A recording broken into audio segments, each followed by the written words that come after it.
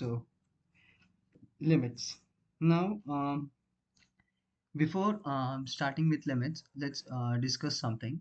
Limits is basically one of the tool of calculus. So basically, the important thing that you need to understand is first all about calculus, or I can say you should know about calculus. और calculus के बारे में अगर आपको पता है, so you will then understand that there are three tools in calculus. There are three tools in calculus, out of which the number one is limit. The number one is limit. The number two is derivatives. The number two is derivatives, and the number three that we have with us is integration. Okay, so ये calculus के basically तीन tools है, out of which we are starting with limits.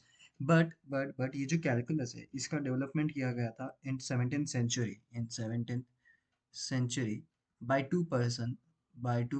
Number one was Newton, and second person was Leibniz.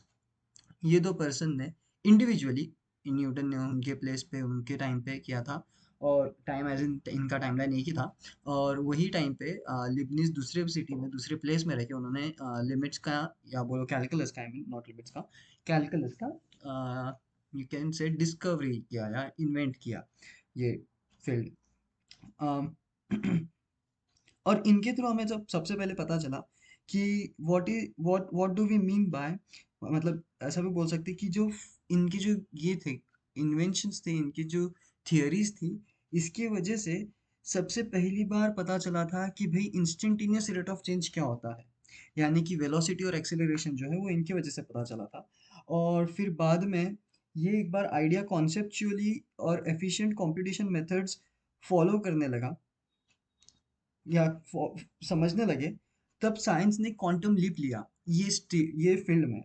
Okay, and उसमें से इसमें से calculus में से limits is the fundamental building block, जिस पे रेट ऑफ चेंज भी डिपेंड करता है, या मैं ऐसा बोल सकता हूँ कि जिसमें हर एक चीज ये लिमिट्स के ऊपर डिपेंड करती है. So basically limits is the fundamental building block. So यहाँ पे अपना आज क्या करने वाले हैं वीडियो में, we are just going to understand the concept of limit.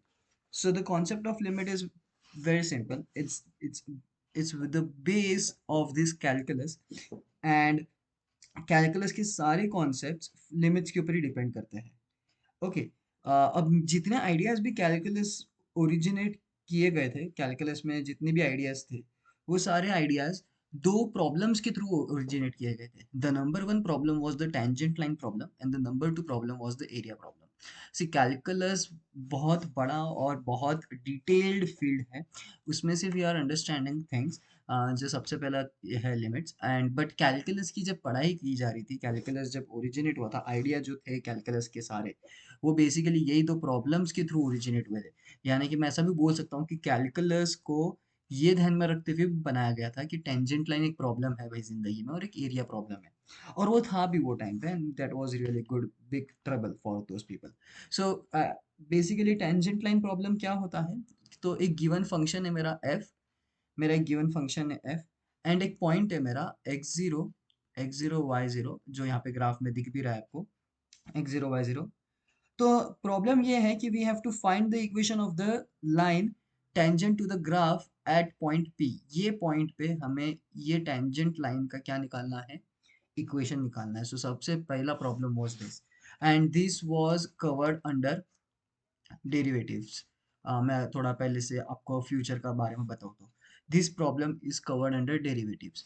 And the area problem is for a given function f, we have to find the area between the, अभी अपन कहाँ पे एरिया फाइंड आउट करें, तो let's say ये मेरे पास में reason दिया हुआ है, मेरे को ये रीजन में एरिया फाइंड आउट करना है in this particular region.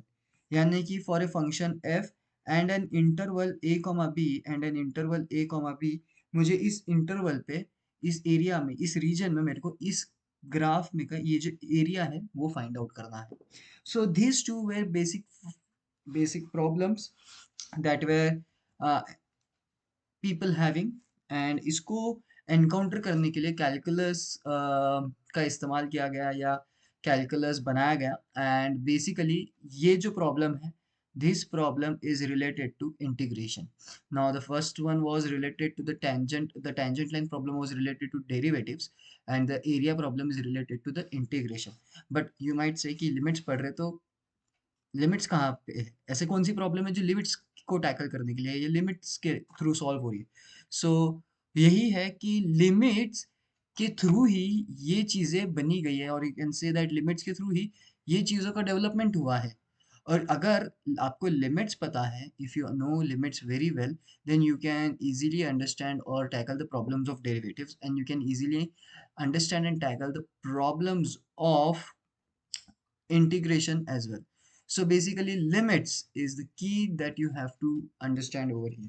And in the next one we are going to understand what is the relation and how this tangent line and limits are related, and how limits is used as the basic tool for calculus, for derivatives, for integrations, and also, and hopefully in the next, we'll understand the relation, or I can say how limits and the area problems are interrelated. So basically, what we are doing is we are understanding and developing the conceptual or the intuitional idea behind the limit and how limit came into the picture.